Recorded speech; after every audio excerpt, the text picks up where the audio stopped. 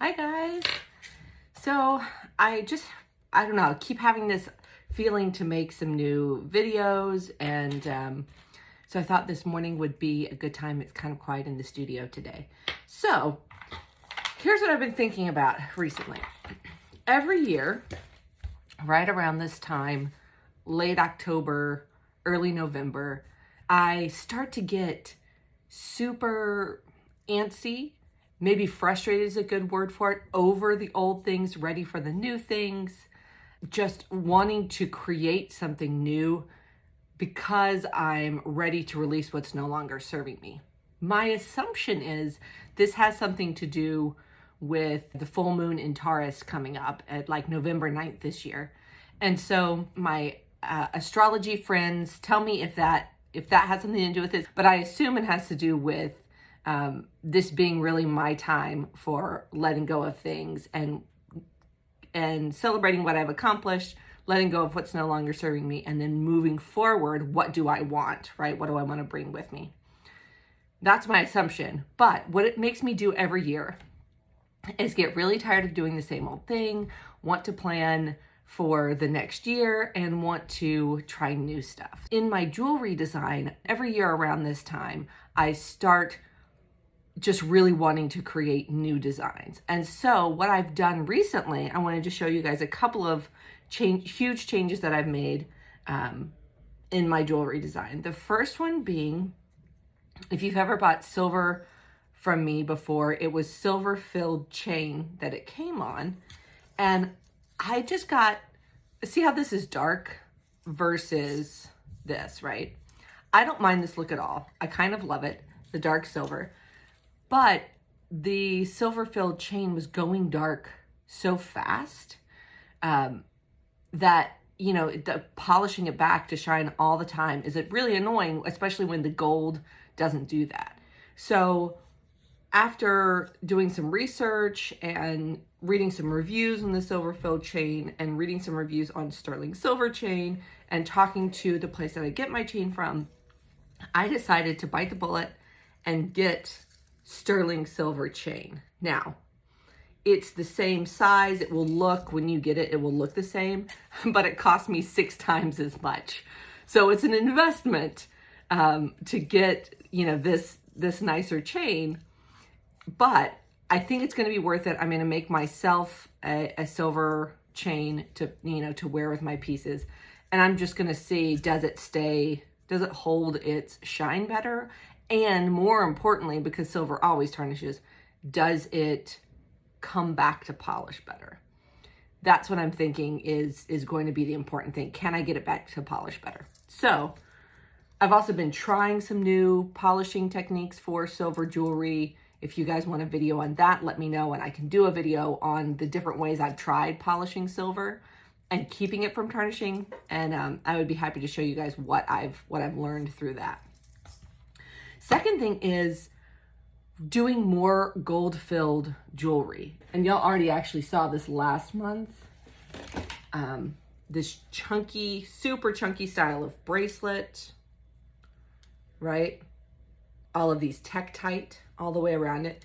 So this is actually in brass. All of these pieces that I'm going to be doing in gold, I'm making an example piece for myself, a trial piece in brass, because gold is so darn expensive. If anything goes wrong, I don't want to have wasted that gold. So I'm trying everything first in brass, but it's available on the shop as a gold bracelet. I'm going more into gold-filled wire instead of the brass because these pieces that I'm making, it takes so many hours to make them. The intention is so important. The healing benefit for you, how long you're going to be wearing them.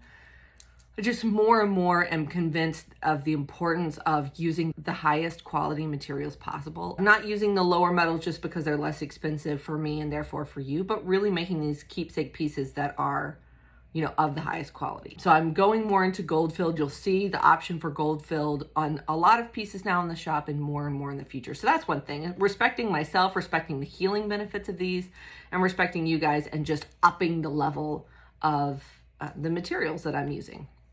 So the next thing is trying new designs, new styles. So I made these new earrings, and you guys have already seen this on Instagram probably, or TikTok.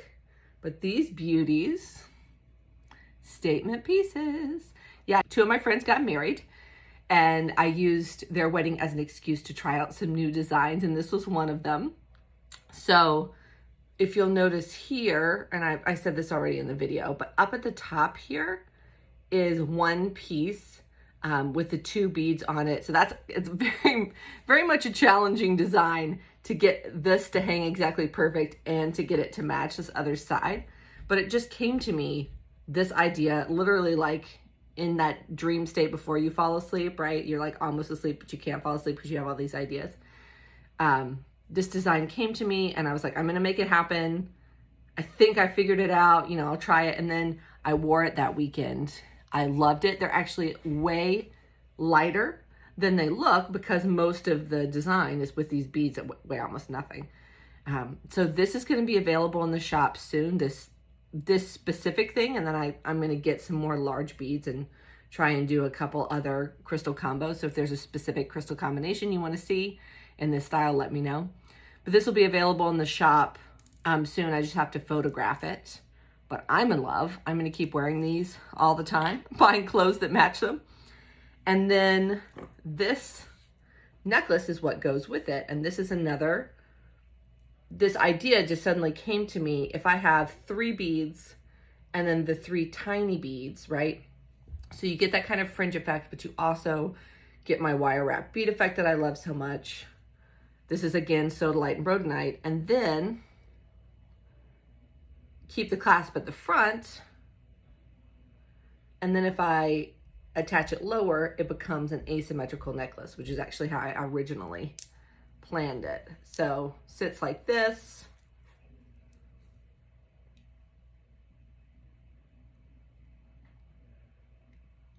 or sits a little bit lower with all of the beads dangling.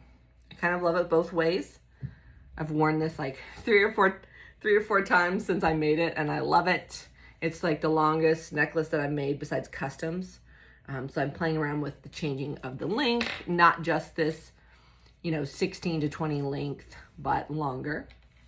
And then the other thing that I've been doing is a lot of research on different techniques that I have never tried before, that I didn't have the equipment or the materials for, and just seeing, which ones was I most excited about, and therefore was I willing to go spend all the money to get all of the supplies that you need for these new styles, right?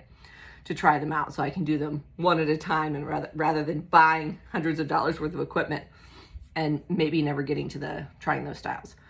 So the first one, the one I watched the most videos on, was silk knotting, which is how you would see a traditional pearl necklace, how you would see, I actually made this, I'm not sure if I love the combo, but I made this giant chunky necklace. Ooh, it is a statement. I don't know if I love the orange against my skin, but I'm playing around with this, the idea of pearl knotting, silk knotting, but with big gemstones. And so I made a rhodonite bracelet that I actually wore with that other set that I was showing you. It's packed away still, so I don't have to show you. But yeah, so this silk knotting, I'm playing around with it. And then I got a custom request from a friend who wanted a really, really chunky stone put onto a chain or put onto a necklace. And the problem is that just like this silver chain was not going to work at all. It needed to be more substantial. So I thought, aha, this is my moment. I knew it was going to come, the inspiration to try one of these new techniques. So I've now finished the piece.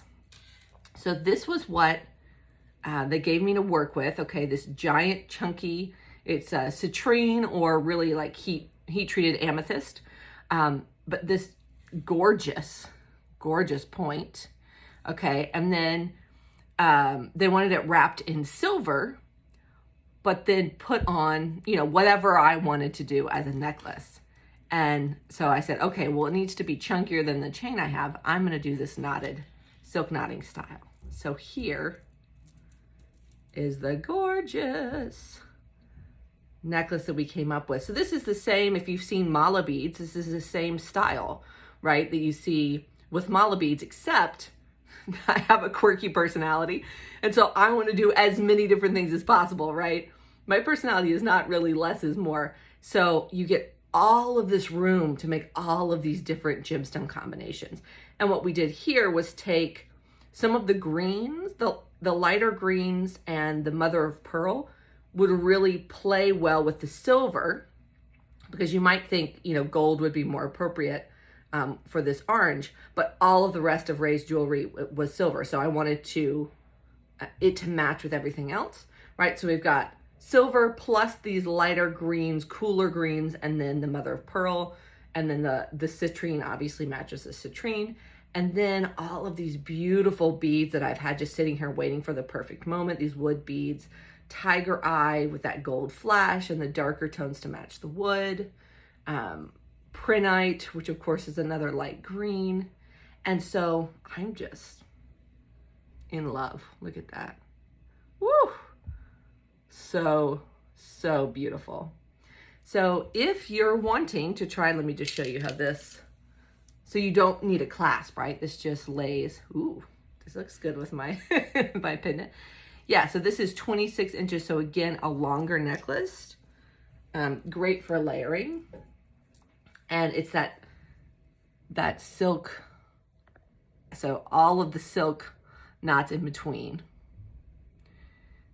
So this style is used with mala beads, which is how I first knew about it, but then it's also used with pearls because it's protecting each pearl from rubbing against the other pearl. And also, if for some reason that strand of pearls was to break, which of course, you know, pearls are a traditional passed on by generation to generation to generation jewelry, right? So if 100 years later that threading was to break, you would only need to repair potentially that one spot, but then also you wouldn't have pearls everywhere. It would break at one point and you wouldn't lose all of those pearls or all of your beads. So that is the idea behind silk knotting. But when you're making a necklace that's this long, doing it wire wrapped could be difficult too, because the wire can pull, especially with this much weight. So I'm hoping that the silk knotting is a better long beaded necklace option than doing the wire wrapping. So I'm going to play with that. I'm going to make myself some pieces. I'm sure at some point I'll add pieces to the shop. But if you've been wanting this beaded style from me, this mala style from me, and I know several people have asked, do I do that? And the answer was always no. Well, now I do. So you can reach out if you need a custom. But yeah, probably chunkiest crystal that I've ever wrapped. Certainly that I've ever wrapped in silver, and totally new style here. So if there's a style out there that you have seen that you thought, oh, I wish Erin did that, feel free to send me inspiration photos. I've been going through a lot of Pinterest, just kind of looking at what else is out there. I spent the first, what's it been, 6-7 years of making jewelry, purposely not looking at anything anybody else was doing, because I wanted to develop my own style, which I very clearly have, right? The spiral necklaces, this style, like nobody else is doing the things that I'm doing. So now I feel comfortable looking and saying, wow, I'm really inspired by this other person's aesthetic or design, and how can I learn some of the techniques and incorporate them into my style, which is really fun, because I know I have a developed enough style that I have no interest in copying anyone, but I didn't even know how to break out of my own style. So I can now start to pull some things in from other people. And that'll be fun. It's the thing that is keeping me interested in continuing to make jewelry is trying new things. So 2023, I'm envisioning will be the year of trying new styles, of pushing my boundaries of what I can do, of pushing the boundaries of the type of materials that I work with, keeping myself engaged, and also sharing with you guys some of that journey of these new styles that I am learning. So if you're interested in learning, you know, how am I doing the silk knotting? What are the things that are involved in these new styles? And you want some videos on that, let me know. My other envisioning for 2023 is to get back into YouTube. I've been a little bit quiet on YouTube this year. I got frustrated, is the best word, with the amount of years I've been on YouTube the amount of followers I have and the fact that they're still not letting me monetize.